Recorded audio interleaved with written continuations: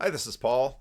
On Twitter this morning, Annie Crawford. Annie Crawford's been over in the Symbolic World. She's done courses for them on C.S. Lewis and Tolkien, and she's on Twitter. And she tweeted this morning, or she probably tweeted it yesterday because it's 14 hours when I did the screen capture. I see many people expressing social media podcast content fatigue. I feel it too. We live at the end of the modern world, and we went through a huge apocalyptic upheaval during the pandemic. It was a traumatic unveiling of cultural undercurrents that have been brewing for a long time. It gave us all a lot to talk about. But now our sensemakers have done most of the work needed to map out the new territory. I'm not sure about that. I think we're still very much in process. I think the pandemic sort of shook a lot of things loose. And, there's a lot of talk about apocalypse. And there's even talk about Louise Perry had somebody on about Civil War. You had Eric Weinstein at ARC talking about fifth dimensional warfare. And I think a lot of what we're seeing is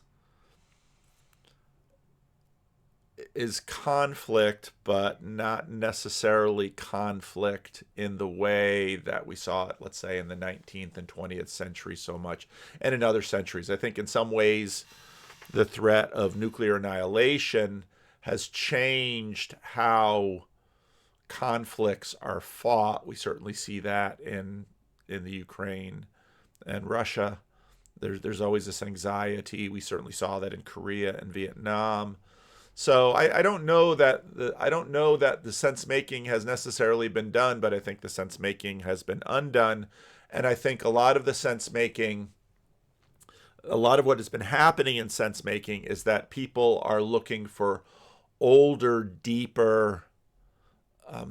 Nassim Taleb, in one of his books, talks about the Lindy effect, and basically what he means by the Lindy effect is that the older something is, and the longer it has endured, even though you might not know exactly what in there is the reason for its endurance, but the fact that it is remaining is basically a flag or a tell that there's something significant in there. It could be a good thing, could be a bad thing, but there's something significant in there that sort of kept this thing around for a very long time.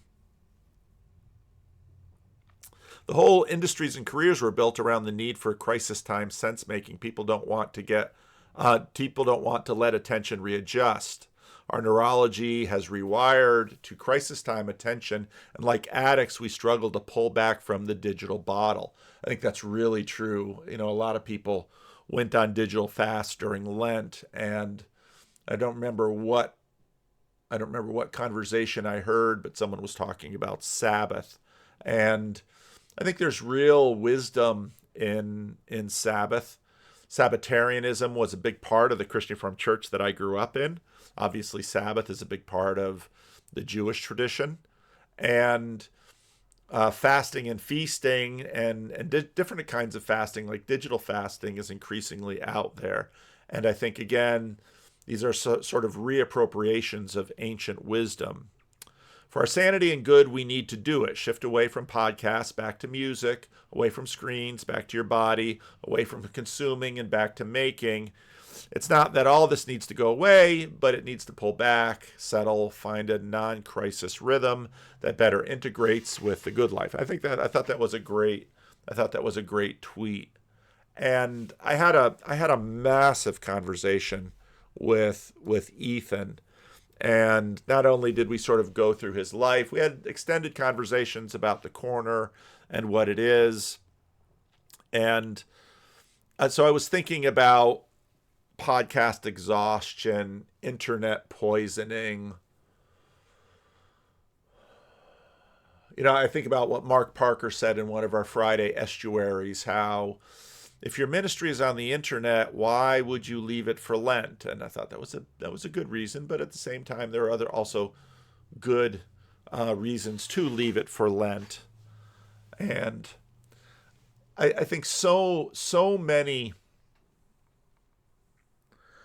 silly little fights and so much lack of wisdom can be attributed to the reactive If someone says, you should fast for Lent, you say, no, you shouldn't fast for Lent.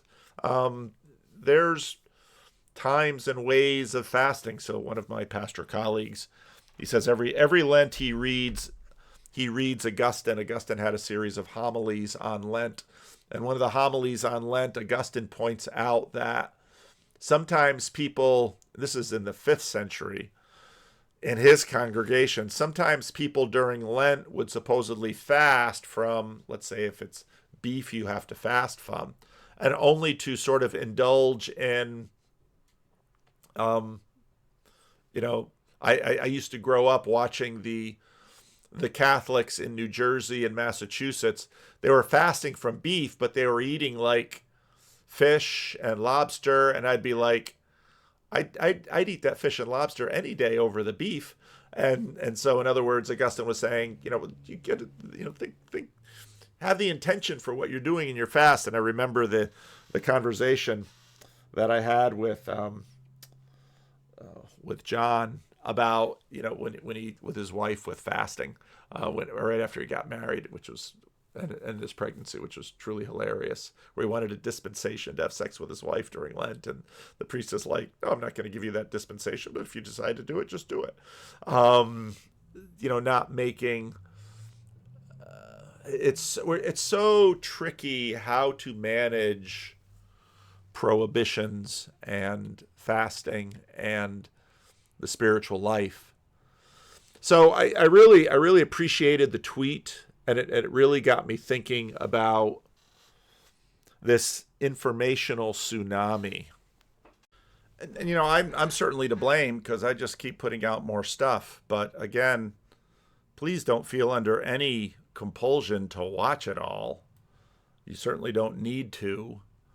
Often I make videos for my own reasons. Because at least if I'm talking, I'm not watching. Barry Harrington had a pretty important Substack out recently.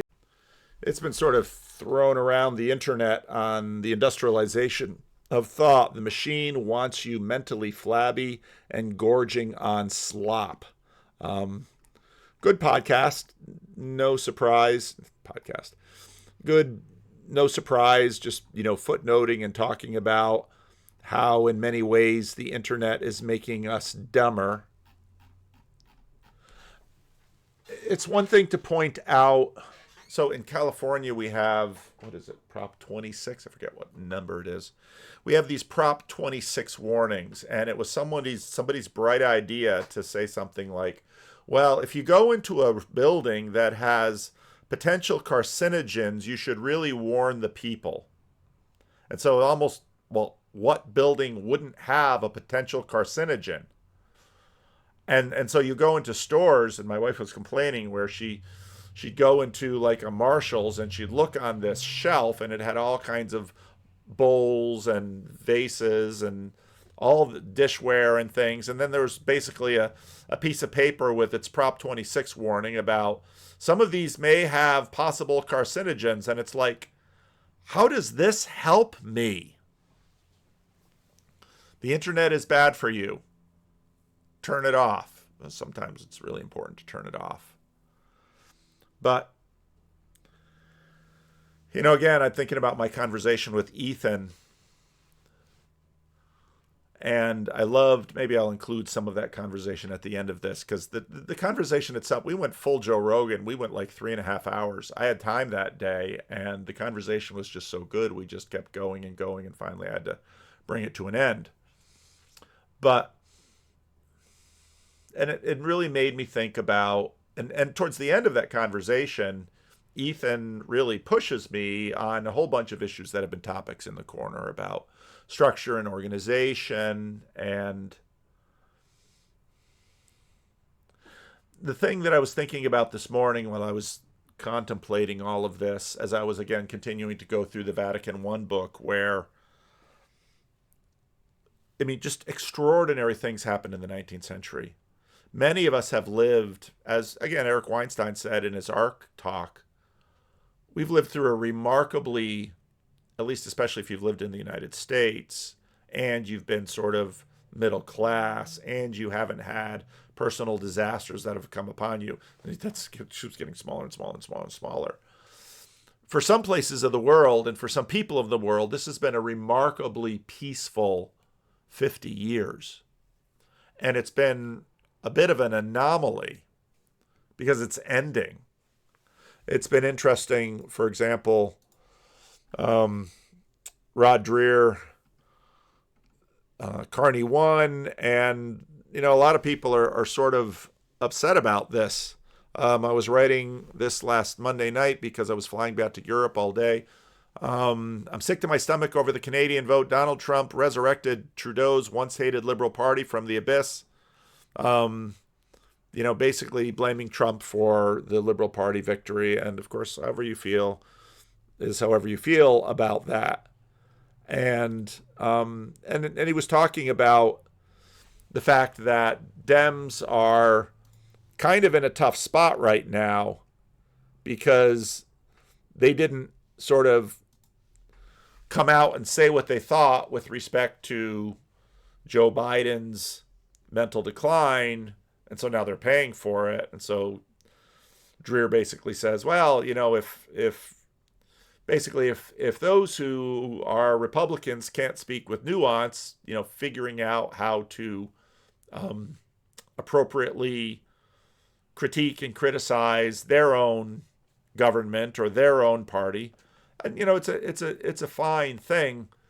But what I just see is just internet inundation because Twitter, the algorithm. Well, let me say it this way. Back to the first filter thing. One way to survive this is to sort of build a castle against the tsunami and say, this is who I am. I am name your political party, name your favorite politicians, name all of this, build the walls high, hunker down, and always speak well of your friends and always speak against your enemies. Very low resolution, very disciplined. Everybody knows what to expect from you. And actually, people sort of appreciate that because when they know what to expect from you, they don't have to think about you and they can basically ignore you.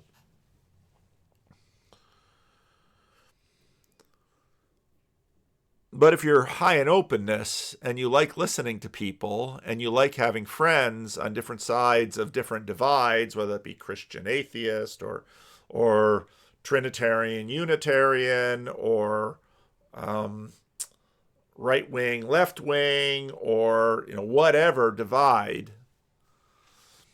this informational inundation is a problem. And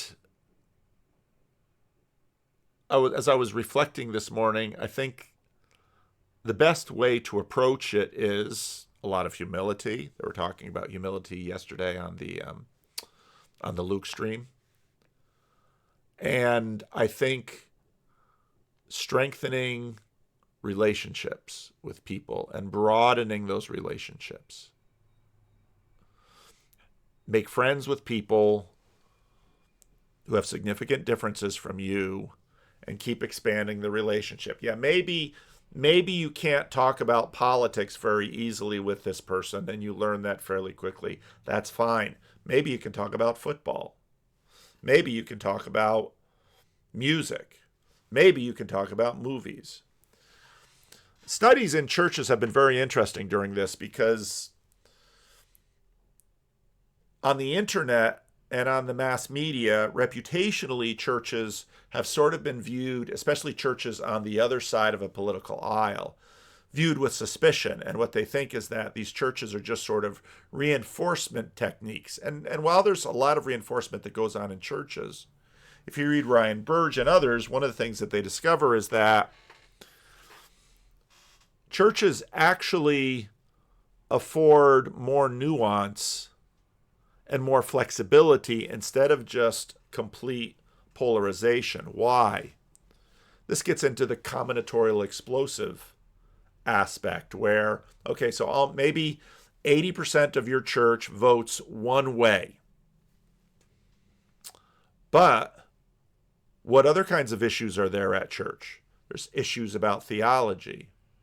And theology is a very big map, which is why there's always so much squabbling and fighting about it. Infant baptism versus believer baptism, annihilationism versus universalism versus belief in perdition, eternal perdition. On and on and on and on and on and on and on. Churches have had this enormous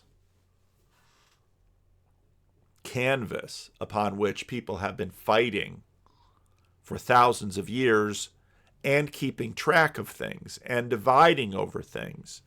So actually, because the number of churches that are going to be around and available to you are limited, if you're going to go to church, you're probably going to have to go to church with the opposite sex, the opposite party, a different generation, theological differences, all of these things. And what happens in a church is you're going to have to figure out how to make life work. And because of how churches are, churches talk about the ultimate. And whenever you sort of turn the volume up to the ultimate, everybody gets even more excited and differences can get amplified. And I think for that reason, what a lot of researchers have noted is that churches don't tend to increase the polarization as much as reduce it. Because what churches actually help people do is, I think, something similar to what this corner does. I loved how Matt said it. You know, you start out here and you find these other people, and then pretty soon, yeah, a whole bunch of them like Jordan Peterson, and maybe some of them hated Jordan Peterson, and some of them like this party, and some of them like that party. Half of them aren't even Americans. And so while they all seem to have opinions about Donald Trump, because it seems like almost everyone in the world has an opinion about Donald Trump, they don't actually vote. And if you ask them a question about their politics, especially if it's a parliamentary system, I think for most Americans, there's a show on Netflix called Borgen, which is basically a show about Danish politics. And I enjoyed the show. But what I really came away with is a much clearer idea of how different parliamentary politics are from American politics in terms of how the system works, and if you're a minority government, as the Liberals are in Canada now, how you're going to somehow craft a coalition. And if you coalition, let's say, with the Conservatives, what that means, or if you're going to coalition with the Quebecois, well, what's that going to mean? And on and on and on and on and on.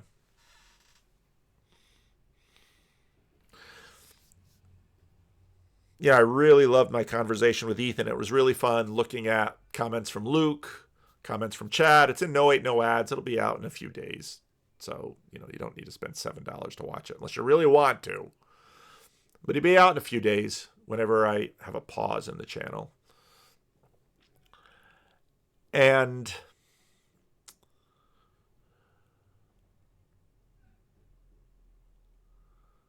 because Ethan sort of pressed me on, and a lot of people have pressed me on, I should do this or I shouldn't do that, or maybe I should do this or maybe I should do that. And if I had done this, maybe this thing wouldn't have happened. And there are plenty of opinions, and some people are very vocal with their opinions, which is fine.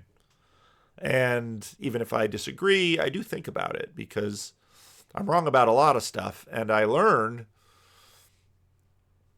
some of the painful lessons are someone tells me something and they were right and I didn't listen to them. And later on, I realized they were right. And now I have to backtrack and go back. And of course, you have to eat crow, and it's humbling. But that kind of humility is actually really good for the soul to sort of, okay, well, now I need to learn from that. And I need to maybe change these things next time. But the reality is combinatorially explosive.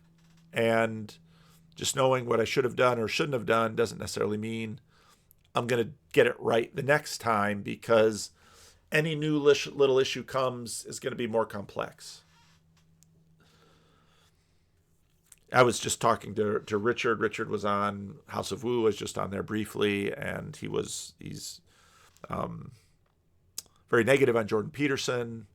And of course, he's watched plenty of rather affirming things on Peterson for me. And things with Peterson right now are actually quite interesting in a lot of respects. Peterson's getting, after sort of the New York Times IDW piece, and people sort of lined up against Peterson. There was a polarization and a hardening, and Peterson joined Daily Wire, and yada, yada, yada. For the most part, Peterson reliably was attacked from the left, but not so much from the right. Some religious people, yes, but... And now this, what's happening, I was talking to Struan, and Struan was telling me some things, and it's like, I'm just trying to make sense of this crazy big world, and Struan's using words that I don't know, and I have to ask him about it, and he's sending me video links, and it's like, okay, I'm learning, and I'm thinking, and I'm listening. And again, in this time of overload, how can you manage? And I think the way you manage is continuing to develop and build good relationships. And have your relationships with a diversity of people. And you listen to, the Lindy effect, you look at ancient wisdom, and it'll tell you all the time, in the book of Proverbs will tell you, listen to your enemies. Listen to people who are against you. Because if you have sort of the internal fortitude to listen to them and not have it, let's say, rock your ego if you're not too fragile inside, you can learn from them. And you can change your mind when you're wrong. And you'll never be right about everything, so give that up. But the idea is to basically sort of continue to improve and being more right as you go. And to do that, it basically means, find people that you can trust. Well, how do you know you can trust people? First of all, you learn that you can't trust everyone for everything, but find people that you can trust for certain things. And know their blind spots and know their ups and downs so that you can evaluate what they have to say and then evaluate it. Take in the nuance and then just keep doing that. And again, for that, I really like sort of how the corner has developed, even those who consider themselves outside the corner, but still host those of us from the corner and still participate in the corner, even though they're not part of it. And there's a very interesting list of people like that. And it's not just Jacob and Mark. There are others who have left the corner, but haven't really left. So maybe I'll play some clips here and add them to the video and call this a video. So let me know what you think. Again, people are like, we want a plan. We want a direction. And I'll be like, let's start with loving each other, being hospitable to each other, being honest with each other. How's that for a plan? That's a good plan. Do you see what we're discovering? Like, Calvinists make good shamans. I really think so. Neo-Calvinists. There's a title. It's me and Phlebas in the chat knowing, and everybody else disagreeing with us, that it's not despite your heritage, but you being dovetailed with your heritage. And of course, also being dovetailed with, it sounds like, the things you've said about your father and the impression he made on you formatively, and your own personality and your own disposition. But dovetailed with your heritage has allowed you to be able to handle not trying to crown yourself. Yeah. I think your heritage helped you to understand that you don't have to crown yourself. That doesn't need to be something that it's inappropriate. Jesus is the one who will give us our crowns. I cannot crown myself. Jesus is very clear. When you go in there, take the back seat. Take the lowest chair. And if you're going to be exalted, you need to be exalted by someone else. It's not your job to exalt yourself. Jesus is very clear. So, and no, you're right, because I had a very peculiar upbringing in the CRC. And the conversation I did with Ron Vanderwell, I mean, we've got a lot of commonalities, That was really cool. Yeah. but I am raised at this in this very estuary wayside chapel place in Mhm. Paterson, New Jersey, where my father is offering basic hospitality to African Americans who, for a variety of reasons, don't fit in the black church on offer in Paterson. And the Dutchman who came in there didn't fit in the broader Dutch CRCs in the neighborhood. And together they were misfits together, and happy little group of misfits, always on the edge. I remember my father pondering if he should get a day job because, could the church continue to pay him poorly? you know, um, you know, and so that to me was just normal. And my grandfather did it. Yeah. He was the guy who in Owen Sound, Ontario, had to pick up basically the post World War II Dutch refugees from the train station because someone rolled into Owen Sound speaking Dutch, and the train guys like called Domini Vanderclay because I can't understand him. I don't know what to do with him. Speaking German. Yeah, and so then Grandma says to Glenda, okay, get out of your bed. You're gonna sleep somewhere else. These people right off the train, they're gonna sleep in your bed, and we're gonna give them a meal. And then we're gonna ask around and figure out, did someone order some more Dutch immigrants to work on their dairy and find out who they are? And so, yes, you would, and I would say providentially, me being a Calvinist, that this was God's plan for me. And I don't say that as some big huge thing. I believe, again, I'm a Calvinist. God has a plan for all of us. This means that you've got a map you can articulate. We from your heritage, you've got a map in order to navigate these things Yeah. that And you frankly don't have to be a Calvinist to adopt. no, We're like freely giving away this map is something that people can, you don't have to shadow the doors of our particular denominations to adopt it. no, no. And Mhm. and and it's something that's deeply Christian, and many have done it. Um and many are going to continue to do it. But we're just now in a space. I just had a conversation with someone, and this person, I've had so many of these conversations. This person, and there's been a trajectory in our time here too. People sort of at different times and places individually, but found themselves. They were raised in a particular faith, various idiosyncratic reasons. They had given it up, but something about it, then they have a child, they start a family. They need a church. But how? Is the Catholics or the Orthodox or the Anglicans or the church they grew up in, or how can I find a community to grow in faith within? And they wind up spending years listening to randos, while they're doing dishes or driving or working their blue collar job because, okay, so I'm not alone in this search, and other people have found places, and so maybe there's hope for me. And again, and then, as is usual at the end of our conversation, they're often unrecorded. They'll, say, thank you, because I don't quite know what you've done for me, but now I got someone at my door. Hang on. Um, who knows what's lurking around here? Tell me about first. I want to know how you found the corner.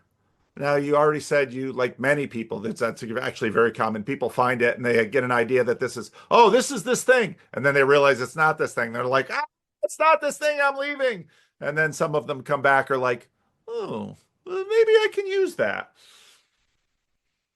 Yeah, well, you're literally the only reform person engaging, I think, or at least you were around 2021 and thereabouts. So I came back because I was like, where else can I Where go? else can I go? But then I quickly realized, as culture deteriorated farther, and as the cultural discussion had deteriorated, and the particular crises of 2020 and 2021 had manifested, and me realizing the need for um, that kind of um, that hospitality oriented community on the online space, and the way that that kind of radically, like, people intentionally using the algorithm against its prescribed means, using it um, just for merely humane reasons despite itself, is a really cool radical, it's a really revolutionary turn. It's not merely reactive, and so that got me back on board.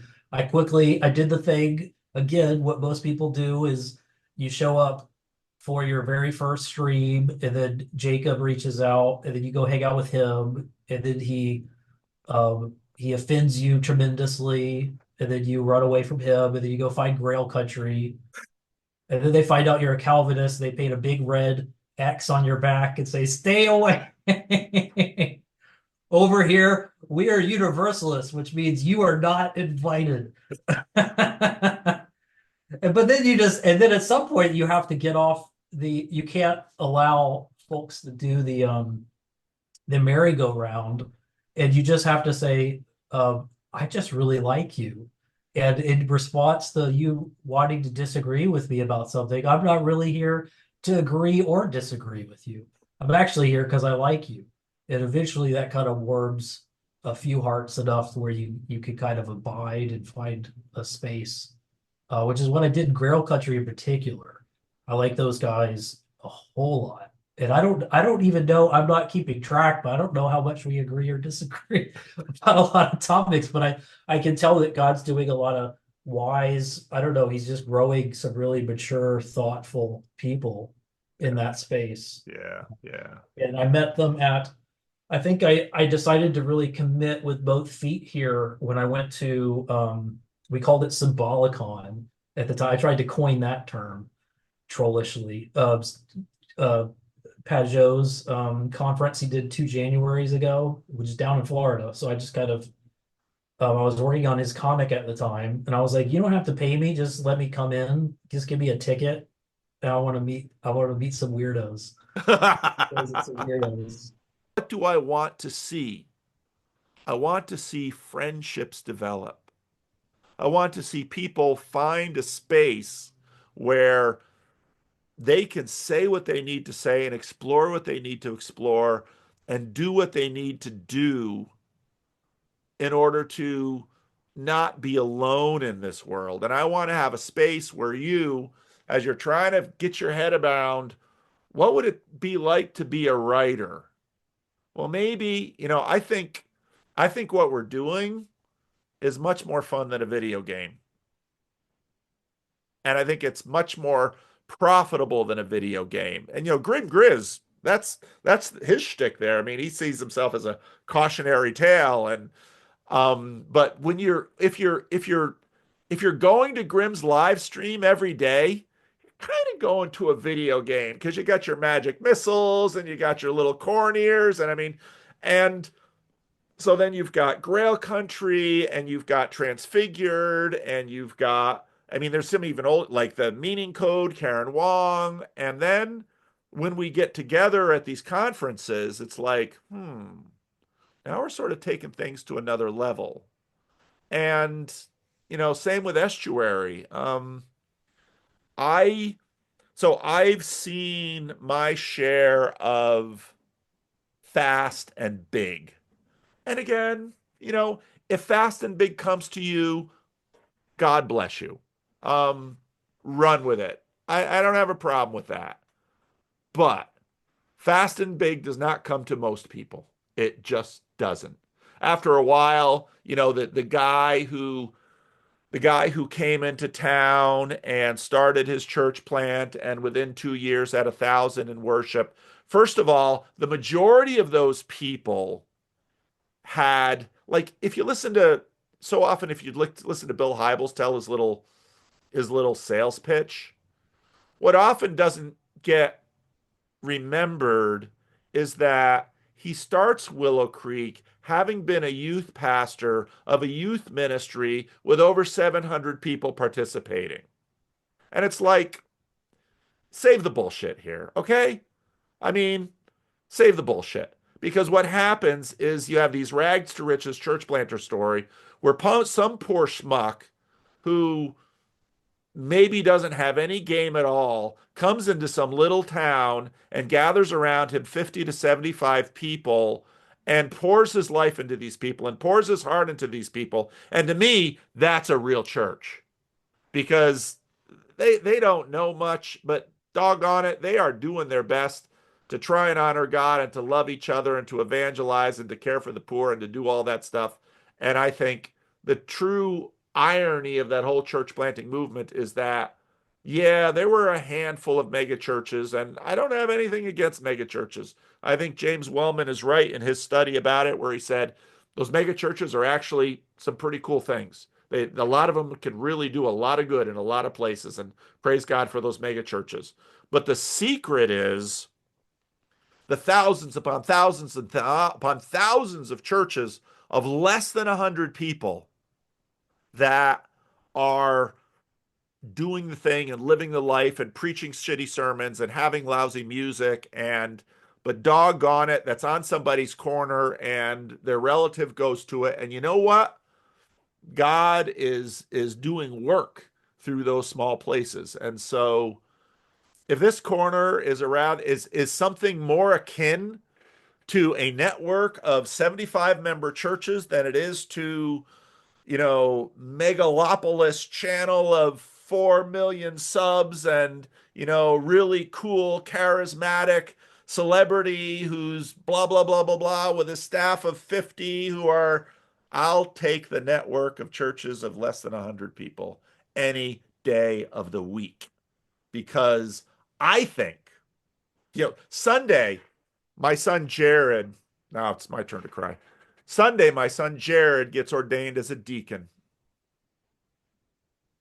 And I'm not going to say the backstory of all that, but so in the Christian Reformed liturgy, when you when you ordain someone, you have anybody who served as sort of Christian Reformed Church apostolic succession. You have anybody who's been a deacon, an elder, or a minister in the Christian Reformed Church, they can come up and lay their hands on them during the ceremony. Well, one couple, it's just living stones that, if you give any kind of direction, it's not really going to be clear. But we had on stage three of the people that just joined the church, at the beginning of the month. Two of them who were baptized, both coming in through the Freddie and Paul show, and one who had been here for a little while. And we had me, and we had Rick and Dr. James in the booth running the live stream.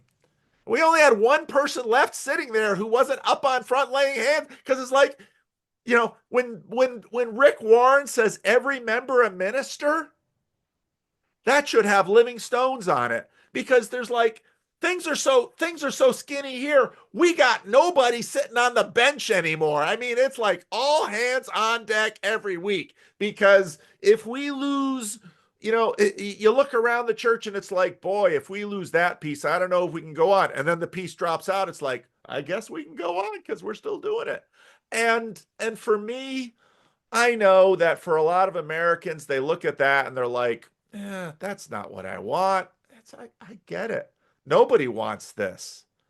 Yet, at the same time, God is in this place. And one of the things that you learn in ministry is that if you're a recipient of ministry, you might be growing a little. You're probably absorbing some things. That's okay. But when you really learn ministry and learn theology and learn all of the stuff, it's when you doggone have to do it. Then suddenly, it's like you have with that seminary class you're talking about. You get a bunch of guys who, that's what church planting does. It takes some young guy that seems to have a little bit of aptitude and they'll work for free. It's like, yeah, throw them in. And then suddenly they're all thrown in the deep end. It's like a theology class? Yes, because and stuff's getting tossed at me all the time and I have no idea what to do. Whereas if you're giving theology classes to a bunch of, kids who have only known college, they're just sitting there like this, it's just more education. But yeah, you throw it at a bunch of guys who are working in these tiny little churches, and every week they're just out there trying to do their darndest, because they know that if that little church folds, then this person in the wobbly marriage, and that person's whose spouse has never darkened the door, and this single mother over there, and that kid over there that went to church because, doggone it, they got nothing in their life. All of those people are not going to have an us just to be together with and just pray that God does something and have a little glimmer of light that maybe, just maybe, the universe isn't a nihilistic hellscape. And you're gonna have me kill that for internet stardom? Forget about it. I'm not gonna take that exchange. So to me, the corner, and so if someone wants to say I'm gonna go hitch my wagon to some celebrity, that, well, you go right ahead. And I don't have a problem with that. Go follow whoever the heck you want. But as for me, this morning I had 3 or 4 videos. It's like, I should watch this, I should watch that. Oh, Luke is streaming. I'm watching Luke. Jordan Peterson can wait. Ross Douthat can wait. These other things can wait. I'm watching Luke because Luke's my friend. Jess is on with him. Ah, Almond Tree is on with him. Oh, this is, and we're going to have a conversation and we're going to be together. So the rest of the internet can wait. I've got my friends to attend to. And to me, that is what I love. And so, yeah, I know people want to hitch their ride to a going concern. So I'd say there's lots of going concerns on the internet that want to be exactly what you want to be. You try and hitch your wagon to those people, and what you'll probably get is you're going to be a nobody, like in Hollywood, in a status hierarchy, and you're going to be around a bunch of dilettantes that are just going to be in it for some big ladder game that goes up a wall that goes nowhere. And it's like, no, go for it. The whole world is chasing after that dream. You can go right along and get in line with them. Me, no thank you. I will watch Luke and deal with all of the craziness. That's my option. So that's why I frustrate people. So I found a blog from 2011, and it talks about classis. Have you read that in a while? Your writings from 2011? No, but I can imagine what I was writing about. Go ahead Can and I tell me. What did can I you read find? it? Well, I only if it's okay, because Yeah, sure, go ahead. um okay, I think this is one of the first posts. It says, like, number 3, classis is the best level of the church to pursue sustained church planting and renewal. If a classis manages to create within itself the kind of face-to-face, trusted leadership community through which partnerships can be developed and maintained, then the classis will have the kind of infrastructure needed to launch new churches and new ministries with ongoing, reliable support. Yeah. And in another early post, you wrote, J.I. Packer wrote about C.S. Lewis, and Packer said this: I think, like, C.S. Lewis wanted to make ordinary people think about historic Christianity and to see and feel the strength and attraction of the case for it was Lewis's goal throughout. All through his writings runs the sense that moderns have ceased to think about life and reality in a serious way and have settled instead for mindless drift with the crowd, or blind trust in technology, or the Athenian frivolity of always chasing new ideas, or the nihilism of knee-jerk negativism toward everything in the past. The Christian spokesman's first task, as Lewis saw it, is to put all this into reverse and get folk thinking again. And then you say, I'd like to do what I can to get us all thinking about classes. Networks and partnerships have always been the way the church has grown in numbers and influence. Classis is a vital tool in strengthening the fabric of this vital community of Christ, for which all creation will be remade. What that means that I cannot do this alone. I want to start conversations that get us thinking, trying new things, revisiting old things, praying hard, and learning to love each other. Post comments, positive or negative. Tweet posts that you find helpful or post them on your Facebook page. It is my experience that there are few barriers to access your classes, whether you are a pastor or a layperson. Listen to the admonitions of Miss Frizzle from the Magic School Bus. Take chances, make mistakes, get messy, and then come back and tell us about it. Yep.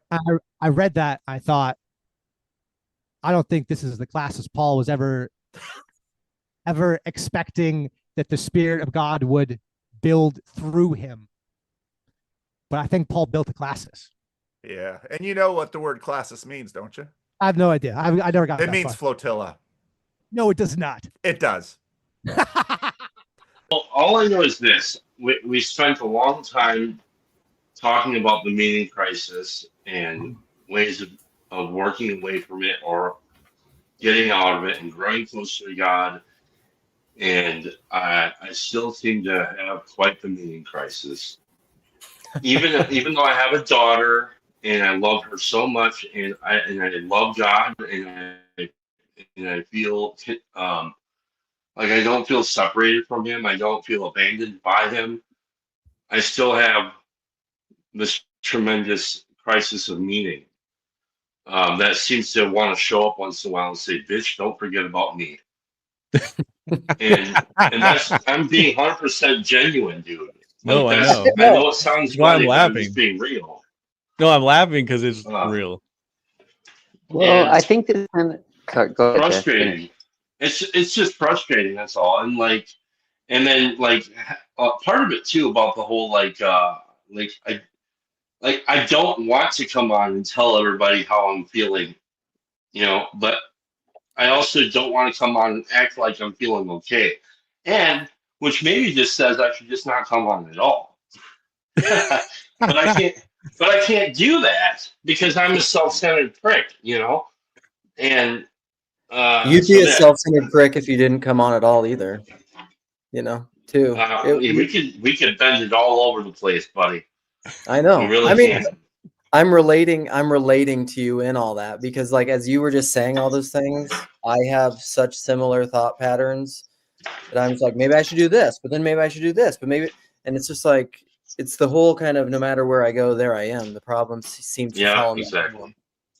So, well, I was going to say to relate to, I feel like this is relatable to Mitch's Christian nihilism thing, where there's this constant meaninglessness or despair that's weirdly surrounding all things. It's kind of the book of Ecclesiastes for me too. It's just like everything is hevel, everything is meaningless, but at the same time, everything is so with me.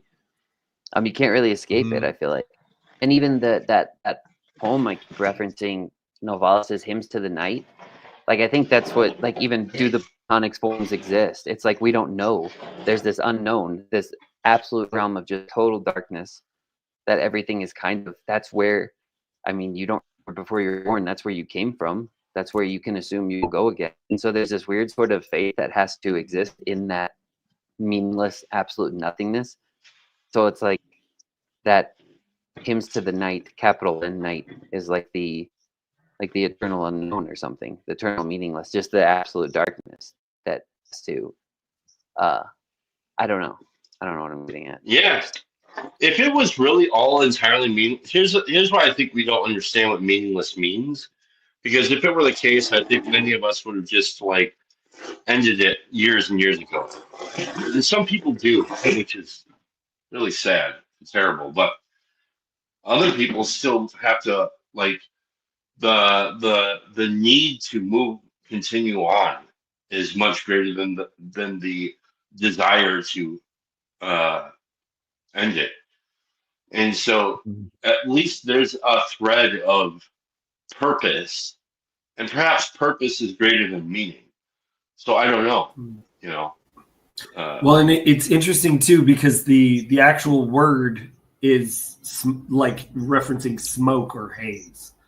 So the idea is like that it's veiled or whatever. It's not even that it's meaningless. It's just that whatever the meaning is veiled, right? What are we doing? The constant wondering, like trying to perceive something that is unclear, like, and maybe that's more frustrating, because if you could come across the fact that like no, there's no point to this, then you can play that game. But this is like, I don't know, man.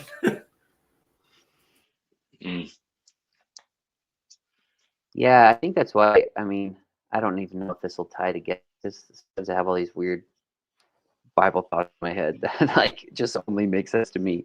But with the Song of Songs thing, and just the Shulamite woman, and I think there's some people that did with me on this, but the Shulamite related to Shalom, which is related to the seventh day, related to rest, related to death.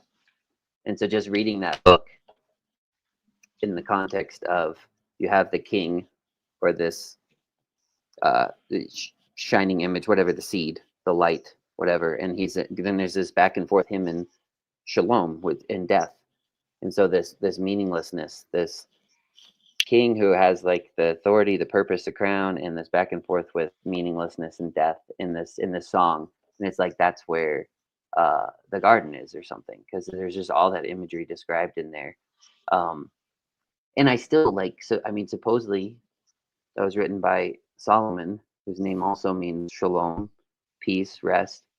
And I was just reading in Ecclesiastes, what was supposedly written by him as well. And there's a part in there where it talks about an infant that's born with no name. That's like a premature birth. And I hadn't thought about it before, but just the baby that was born before him, that I just wonder how much of a connection he had with that sort of meaninglessness. In his own self, knowing that, yeah, the child before him that David and Bathsheba were having was just brought into life, died, never had a name, part of the life, because it died before the 8th day, before it was given a name or anything. So I wonder if he kind of always had this weird sort of internal, meaningless, nameless, like thing going on in his, I don't know, in his thought process or something. I really love you guys. I gotta go. Love you too, Chad. Thanks for coming on. I believe there's a theory that one of the ways you can interpret Ecclesiastes is also Solomon writing the wisdom of Adam in the later half of his life. Is that it's like that it's from the perspective of old man Adam reflecting. Yeah, no, it is. It'll blow your freaking mind. I think that Jacob told me that. I'm so glad the way Jacob told me it too. He said the word for the word for that meaningless is Abel, which is actually the word Abel, like from the Cain and Abel story. And I was like, well, what does that mean? And he said, it just means Abel.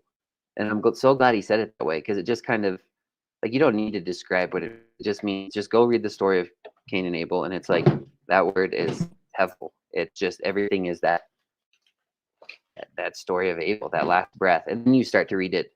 Every time the word man is Ecclesiastes, that's actually the word Adam. So there's one verse in there that says, who knows what is good for Adam in life, all the days of his able life, which he passes like a shadow. Who can tell Adam what will happen to him under the sun?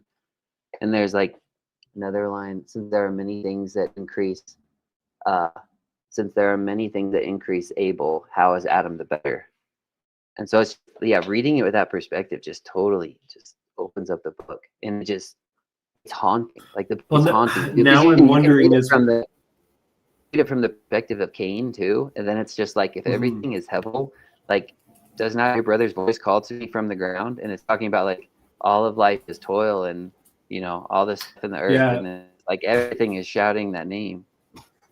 Donnie was just going through early Genesis stuff, and looking at it, the word for dem, and when it says his blood is calling for me out of the earth, it's not Eretz, which could mean earth. It's Adamah, which means earth, but it's also where we get Adam as the name.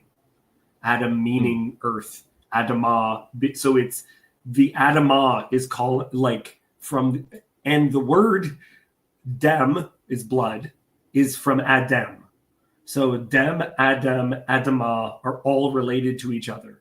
So it's like it's saying I can hear from the dem, Adamah, like the calling.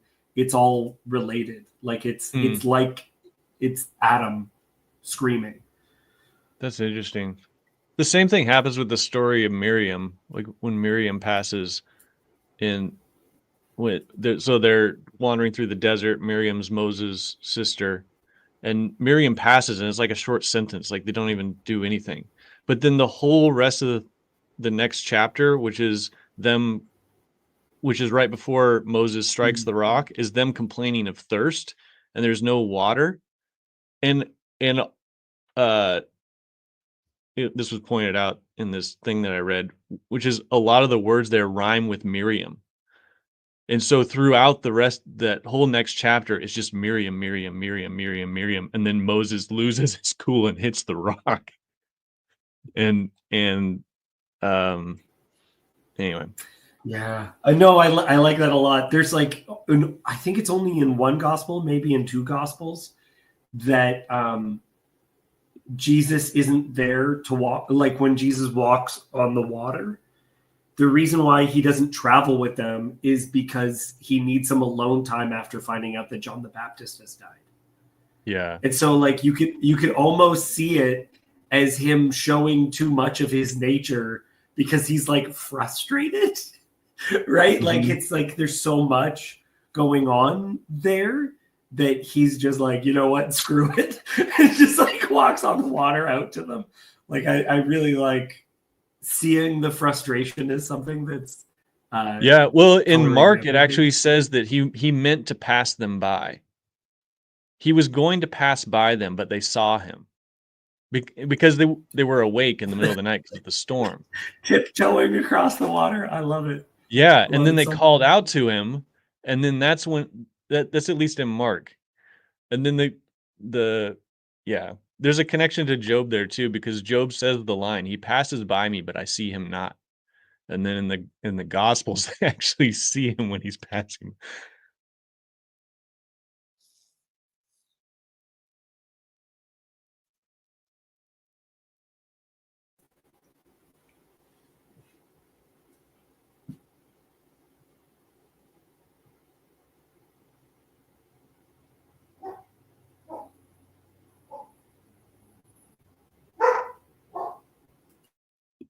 I'm doing nothing. I'm sitting in the lull. Whenever I mention that story, people get quiet. I don't know if it's just kills the conversation. No. Which part? No, I thought Luke was deep in thought. I was looking forward to his response. Me too. No, what I was thinking about is like when Jesus went away to pray all the time. Maybe that's what he did. He departed from people. He's just doing fun miracles by himself. He's just out in the middle of the sea, just walking around. The Transfiguration John the Baptist is the only time. Yeah, go ahead. Well, John the Baptist dies, and then they take the boat across the lake for that purpose, right, David? He was going to try to. He needed some time, but everyone followed him, and that's when he feeds the 5,000. Yeah, I can't remember how it appears in that gospel specifically. Because it says that John the Baptist dies, and then he gets in the boat with his disciples to go across. Then they leave. He stays back behind secretly, while the disciples leave with everyone else. He says, dismiss them, and the disciples get in the boat and leave, and he stays behind and goes on the mountain. Mm-hmm. And then there's the storm. Yeah. Maybe part of one of the things I want to say in here is I had I'm going back to personal stuff, is I was having a little bit of a talk after my first return from Pascha thing and sharing some of my not doubts, but just lack of faith in my own will to will my own salvation kind of a thing. And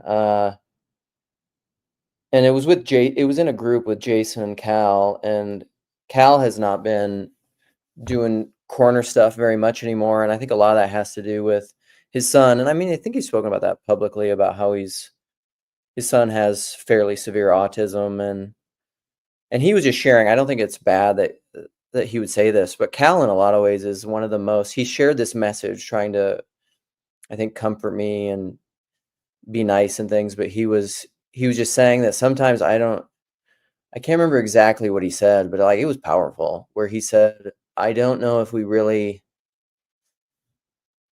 understand what love or living is about until you are living just fully for the sake of another, just completely. Every breath is for the sake of someone else. And it's almost because, like, you have, I don't know, in a way, there's a weird kind of despair thing where you're just like, in and of myself, I have no more desire to live. Because that's what I was even thinking. I don't tend to get, like, I'm basically never suicidal. I mean, I've spoken about this before. I've been once in my life, which I thank God for, where I'm not, I can get kind of like be a sad emo boy, but I don't really have that kind of ideation. But even when the thought enters my mind or something, because there's sometimes I think that with my family where I'm just, or like my wife, because my wife is very like mild mannered, and she's just like, you know, God bless her. She's just like a perfectly functioning, hardworking Protestant, just like low neuroticism, just paying taxes, citizen of the United States of America, you know? And most of the time I think like the only things that really make her sad are like just me and the children I've given her.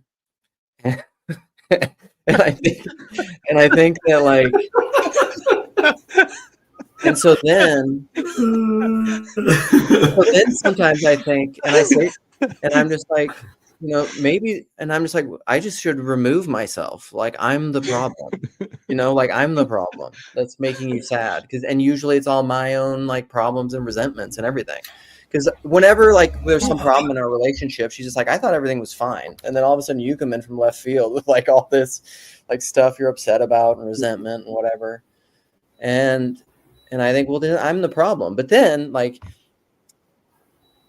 I think like, what can you do though? Because she loves me. She loves our kids. Like, I can't just like kill myself or leave, because then she would be, you know, she'd be more sad. So like, so you're stuck. One of the things to realize though, for myself at least, is like at certain points in my life when I was very unhealthy, I at one point was diagnosed as bipolar. But doing proper things, my doctor was like, you don't need to be medicated anymore and all this other stuff. And now I'm completely fine, which makes me have weird feelings about having conversations with people about mental health stuff. Because I'm just like, have you tried regulating your sleep cycle or whatever? Like, have you tried being healthier? That you may not actually have to be medicated. But for me, depression was never self-destructive. Happiness is not self-destructive. This kind of feels like we're going back a little bit, where it's just like the stuff that will actually what isn't a problem is the things you know are problems. The stuff that's a problem is when you don't feel pain at all, when everything is good and everything is happy all the time. That is when issues arise, right? Leprosy of the soul. Leprosy of the soul. Well, in like what's his name? Yancey had a whole book about like the gift of pain, and how there's people who lose the ability to feel pain and they do not do well, right? You think that these things are hurting you or are bad, but in reality, they're the things that are maintaining you, keeping you alive, setting you in the right directions, right? Like, all right. Well, and I think that's somewhat just my, like, people like me or Chad, that's kind of maybe you, David, I don't know, and you've learned to navigate it, but I think that's somewhat our plight in life. Jess is more of a happy person, like my wife, stable. I mean, you could be sad. You're a little more emo boy sad than she is, but yeah. Well, even as time has gone on, I've become too happy. And I actually, it's a quote that one of my friends took from me, which was, the great burden of my life is that I'm always happy. This is what I said. Like, but that only happened after I got married, kind of a thing. Got married, figured out a lot of stuff. And then, well, it was after 2 years, figuring all this stuff out with my doctor, and now no longer medicated. And now I really do think I'm one of the happiest people that you can meet. But that my wife is not. She's panicked. She has anxiety and stresses about things. Well, and I mean, I'm normally pretty happy all the time, which is nice. But to your point about feeling sadness and pain, that's, you know, I've had people say that before, that somewhat even like neurodivergent people, or, you know, the schizophrenics or the people on the edges of society are a little bit the canaries in the coal mine. Like they're the ones who just can't, they're the ones who can't pretend like everything's okay in the culture, because they just feel it too much. And what I thought of when you were saying all that is, and earlier in the conversation, is that it's kind of like the reality that like we're all going to face our death. And I think that is like when people are dying, I think of the Richard Rohr line of like, part of the Christian practice is that you learn to die daily, so that when you meet the final thing, you're just like, oh, I know this is familiar. And I think people that are feeling that pain and that angst all the time, like where their days can feel like constant death, it's just preparing them for that last thing. And maybe the people who never feel that, and then they get there, and then all of a sudden they're just like it's like, I'd rather have it in little doses, I think, maybe. Yeah. Not that you can inoculate yourself to death, than to be exposed to the whole fullness of the thing at the end, you know? Well, momentarily you can be. Like, I've mentioned this a couple of times in the corner, but I had a great time during COVID. I felt like I was just spending all my life preparing for such a moment as this. It's like, yes, this is my time to shine. When society is collapsing and people don't know which way's up. I felt kind of prepared for it. COVID was one of the busier times of my life. I mean, it was COVID wasn't hugely affecting for me. And in general, like the like wars and rumors of wars and all the politics, the kinds of big things that people tend to spend a lot of time worrying about, I don't like those things. Those things don't bother me at all. All of my anxiety is about the deeper relational things. And even those things are, I don't know. Yeah. Like they're real, but they're maybe not, you know? I mean, I don't know. A lot of them go back to deep childhood things. This doesn't have to turn into a complete therapy session, but it is related to these ideas, because on one hand, like that's part of the criticism of even the TLC is it's sitting around and talking about talking. Well, I mean, at some point it has to have practical application in your life so that you can be a better neighbor, father, son, friend, citizen, you know? So, all right, well, we're at 2 hours. Final words, David. It's just you and I.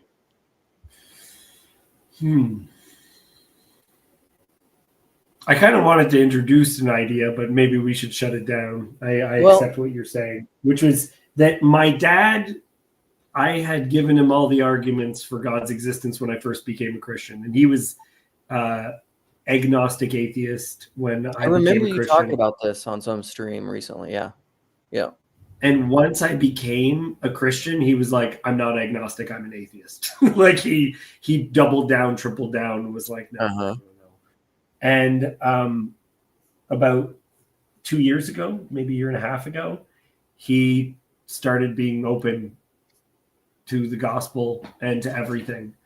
And I don't know how to understand it, because I had been spending years upon years praying for him, having conversations with him. And he came to faith once I gave up on him. I stopped praying for him. It was like my wife and I would be going down to my family home, and I wasn't praying for him. I was praying for me and my wife going down, and like that we could have patience dealing with my family, and I wasn't praying for them anymore. And it was like it really does feel like the Lord of hosts saved my father to embarrass me. In a way that's really humbled me and that I'm so thankful for. Yeah, that's good. But I was just like, I'm not a Calvinist. And when my dad started believing in the resurrection, I'm just like, shit, I think I might be a Calvinist now. Because I was just like, I don't know what to do with this. What do I do with this? Because it really does feel no miracles, nothing. He just, for no reason, just switched. Okay, great. Yeah. That is great. It's not a can just all my friends on here who self-identify as Calvinists, instead of just using the language that bothers me, just say you trust in the sovereignty of God. I'm cool with that. Yeah. Um, But I get what you mean. And I look, I'm all in for the sovereignty of God. It's just sometimes it doesn't feel like it, you know? yeah. You're like, well, he can't just like flip my dad. Where like even the first conversation he started bringing it up, I was like not even wanting to talk to him about it because he's been so dismissive that I'm like, I don't want to have this snarky, smirky conversation of ooh, right? I didn't want to have that conversation. So he starts mentioning it, and I'm like, wait, what?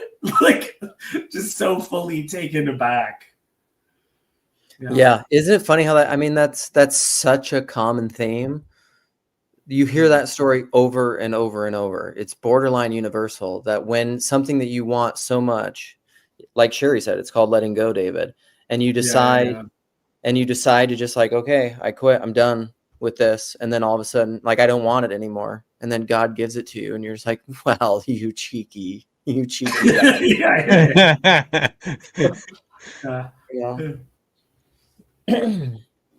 You know, give you your heart's desire after you don't want it anymore. It is kind of funny. That's what happened when I met my wife. Yeah. Yeah, because there was this girl that I knew that I really liked, and then like I got in this headspace where I was like, she's the one, you know, all that kind of crap. And this went, you know, but I could tell she didn't want to be in a relationship with me. Like I never talked to her about it. So I was kind of just waiting to see what would happen. And she What were the moved. signals? Like when you'd look at her, she would go like, Yeah, basically. No, she was friendly to me and whatever, but I could tell that, like, anyway. So anyway, like I just sort of carried this crush on for like a couple of years, even though she was like in a different city, and then basically got to this point where I wrote her a letter and was just like, are you interested in me at all? Because I'm interested in you, even though we haven't like been around each other for the past couple of years or whatever. And she just didn't respond. So I called her. I got her phone number. I called her and I was like, did you get my letter? She's like, no. And I could tell she hadn't gotten it. And I was like, can you just read it and just call me back? And she's like, okay. So she called me back. She's like, I'm not interested. I'm like, it's fine. And that was it. And I was just like, all I just needed was her to say no. And then like, literally it was like a month later, I met my wife. And it was nice to, it was strange and wonderful. and then she called you and said, Jess, I actually love you. And I was like, too late, bitch. That's right. Yeah. It's a really, it reminds me of that great movie, rom-com of He's Just Not That Into You. It is really a great movie, but it is that thing of just being like, it's so great at the beginning when all those girls are talking and they're just like, well, maybe he did this and maybe this happened and maybe this happened, but really he's into you. And then she meets Justin Long at the bar and he's like, no, let me break it down to you. If a guy likes you, he will contact you. He will make it happen. he will for sure get a hold of you. If he's not contacting you, he doesn't like you. It's not like something happened, he got sick. Yeah. I saw that movie for the first time a year ago with my wife, and the ending upset me because it took back its moral in two of the cases, and I was just like, no. Don't you dare do this. You were making a very good, legitimate point. Listen, it's the non-duality that includes duality. She was the exception. The exception proves the rule. No, it's both, David. I'm sorry. No one wants to hear my opinion on he's just not that into you. But the whole point is, as soon as he does like her, he tells her. So then she's not the exception. The only exceptional case is Ben Affleck, who she just switches on his opinions on marriage. That's the only one where I'm like, no, don't do that. And that's the whole problem that I have, is that he pretends she was right all along when she wasn't. It's as soon as he started liking her, he tells her. That's not contradicting what he said. Did he tell her right away? Yeah. I mean, I suppose. When he realized as soon as he realizes, he immediately tells her. It's a good point. So people's feelings can change, but his point still stands. Yeah, it's true. Men are always right. Another one of those letting go movies is Swingers. You ever see Swingers? I have not. It's not about people that sleep with other people. It's about swing dancers. Back when swing dancing was popular in like the late 90s, it's a Jon Favreau movie. Okay. Jon Favreau. That's why it's called Swingers? I have not watched it because I assumed it's just him and Vince Vaughn. It's because they go swing dancing. They go out swing dancing. Vince Vaughn, huh? So Vince Vaughn is the friend of I just said his name.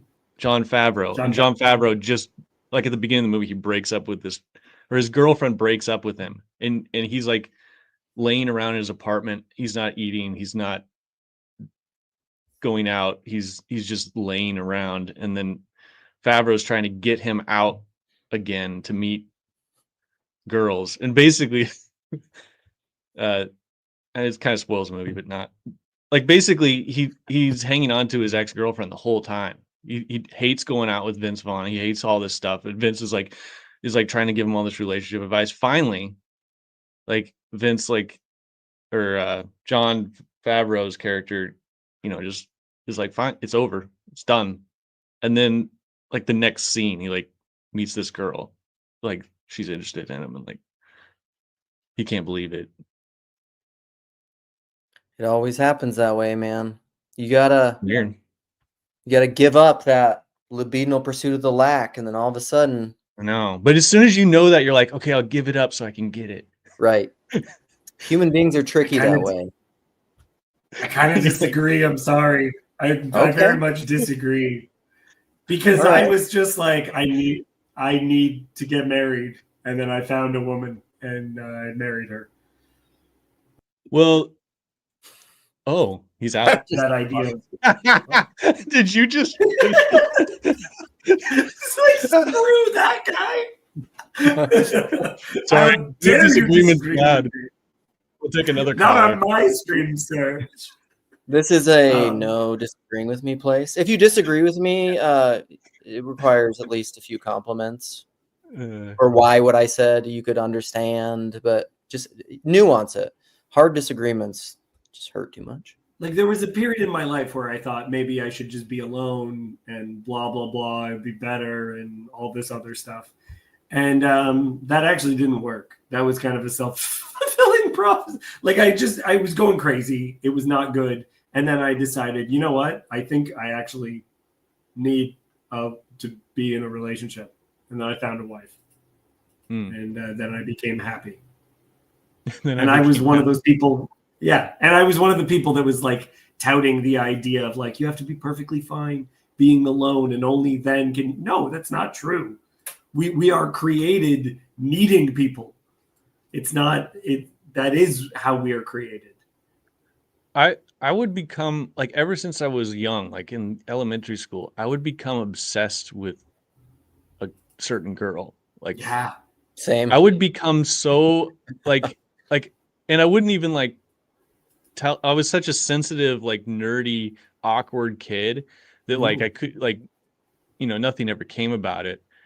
And like it was always just sort of a source of embarrassment, but I would always just be totally in love with these girls. And the only thing that can come close to like explaining the experience was when was Jung talking about anima possession, or not anima possession, but what is it? I always used to have crushes on girls, and it was so hard for me, and it never made sense until I started studying Jung on anima possession.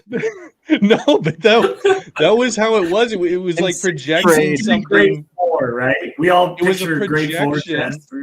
It was so intense, and it was always the same thing. Well, and actually, because it was always the same projection on a different person. Yeah, it was this, and so the experience of that, like I even wrote I wrote a song about it, and it was all about how it was the same thing over and over again, just different people. Like, can you sing us the song? No, I'm not gonna sing. Or find the lyrics of the song. I mean, all right, I'll sing it. I'm just kidding. That guitar is just under him the whole time. I like just. I have a story about that. So my two daughters think this is just the cutest little sad story. But when I was in second grade, I had a crush on this girl, Mary, and I just thought she was swell. I thought she was very beautiful. And so I was a little lover boy, if you can imagine this. And I somehow convinced my mother that I was just like, I have to buy this girl a ring. I need to buy her a present. I have to buy her a ring. And of course I couldn't just like go out and buy some like cheap ring, but I got her I'm from South Dakota, so I got her like a Black Hills gold ring with like a real gemstone in it. And I have no idea what it cost, but we're also very poor. So my poor mother, I don't know. She was probably just, I don't know. She's was trying to make me happy, I suppose. And so I got this ring for this girl, and I remember like going up to her on the playground because I was bolder, and I went up to her. Huh? You're a boulder? I'm a boulder. I went up to her on the playground, and she was on like one of those. You guys remember? She was on a boulder. She was actually sitting on his shoulders. Yeah. This is like what happens when Jess and I hang out. This is like what happened in Northwestuary. We just like crack each other. I don't think I ever stopped laughing in Northwestuary, except when I cried with Chad. Yeah. Oh, that was so funny when we were just like, my favorite part of probably the whole thing is when we were moving around the dishes at the table at like oh, that was very funny. Because he just somebody was cleaning the table and picking up the table, and we just kept like, they would like clean off a space, and we would just keep sliding dirty dishes to where they had just cleaned it, but like pretend like we hadn't done it. It was fantastic. But they were, do you know what are those called? It's like a half dome jungle gym thing. Yeah. You know what I'm talking about? And you could like sit up at the top of them. I think they outlawed them because kids could fall and break their arms or something. Because of all death. Yeah. All the death around the deaths. Yeah. And so she was like sitting up on top of it, and I went up to her, and I like presented her. You pushed her off? And I was just like, she had it coming. Yeah. and I gave her this ring, and I could just tell like she was just weirded confused out. And it was awkward, and she didn't, she did not reciprocate my love and my affection. And it was sad. So that sounds like this chick sucks. Yeah. It was sad. I was always very much of a lover boy. It's probably, I want to know your song now. What are you showing us? That's it. He's showing us what are they called? The jungle. I don't know. I just typed in jungle gym dome climber. Yeah. Came up. And then you could stand on the top of it.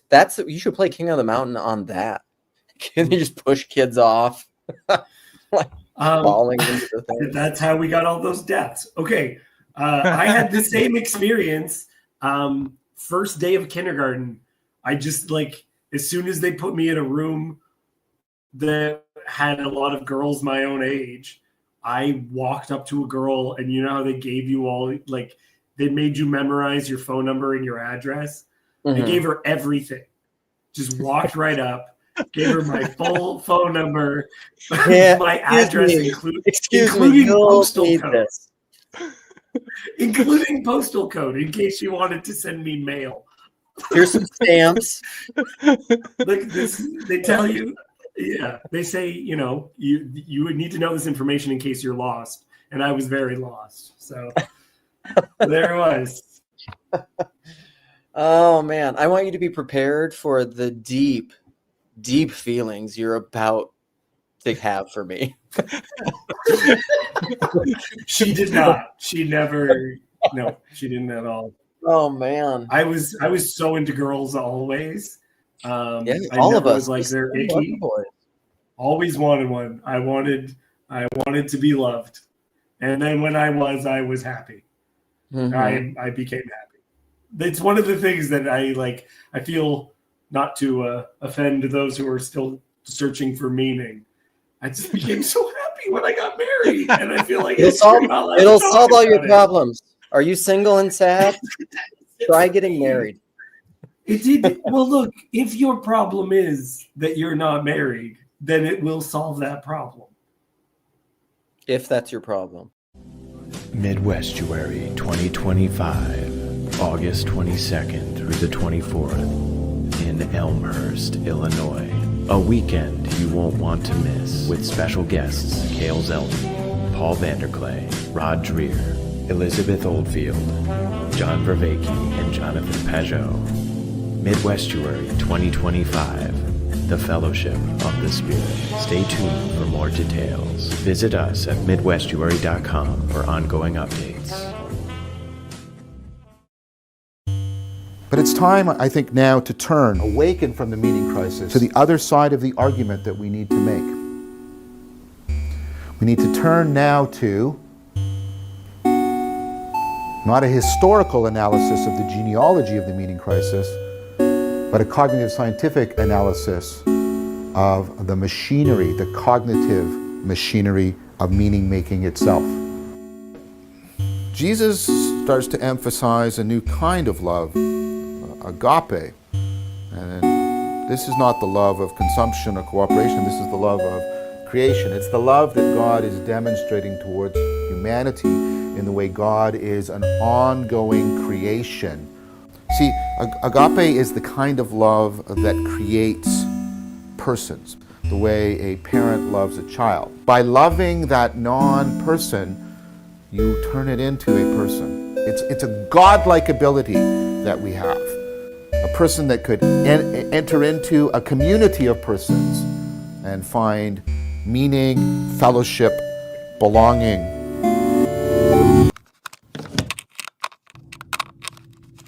In that sense, that's where I see this little corner coming to meet this moment. Oh, that's I hadn't thought about that.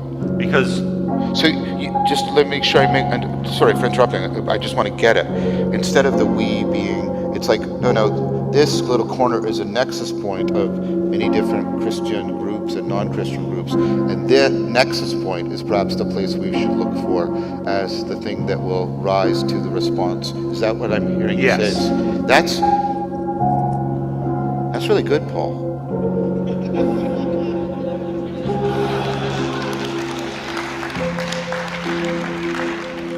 And that's what I hear when you say, this is how this little corner should steal the culture.